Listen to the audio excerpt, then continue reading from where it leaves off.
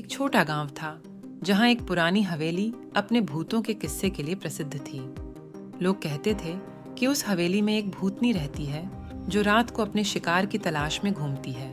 एक दिन एक मनोरंजन के शौकीन लड़के अर्जुन अपने दोस्त के साथ हवेली की तरफ बढ़ने लगा। उन्होंने सोचा कि वह हवेली के अंदर घंटे बैठकर भूतों की कहानियां सुनाएंगे और मजा करेंगे। रात के अंधेरे में जब वह हवेली के करीब पहुंचे, उन्हें एक अजीब सी ठंडक महसूस हुई, पर फिर भी उन्होंने हिम्मत जुटाकर हवेली के अंदर प्रवेश किया। अंदर जाते ही उन्हें एक औरत की आवाज सुनाई दी। क्या तुम मेरे बच्चे हो? अर्जुन और उसके दोस्त ने डर कर कहा, नहीं, हम यहाँ सिर्फ कुछ देर के लिए आए हैं। पर अंधेरे में उन्होंने किसी औरत को नहीं देखा, सिर्फ अंधेरा था।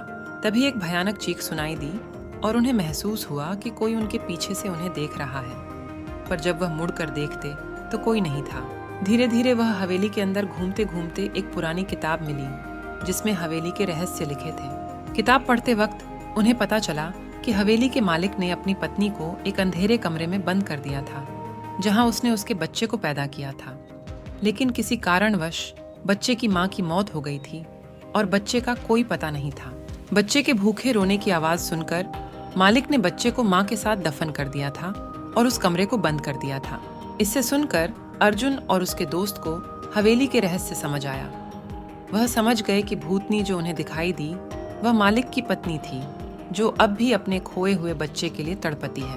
अर्जुन ने उस कमरे की तरफ दौड़ते हुए रास्ता ढूंढा और भूतनी को शांति दी, जिससे उसकी आत्मा मुक्ति पाई। जब अर्जुन और उसके दोस्त हवेली से बाहर निकले, उन्हें यह महसूस हुआ कि उन्होंने एक भूतों से भरी रात में एक आत्मा की शांति की। इस कहानी का संदेश यही है कि कभी कभी भूतों के पीछे छुपे रहस्य बड़े ही दिलचस्प होते हैं और उन्हें सुलझाना जरूरी होता है।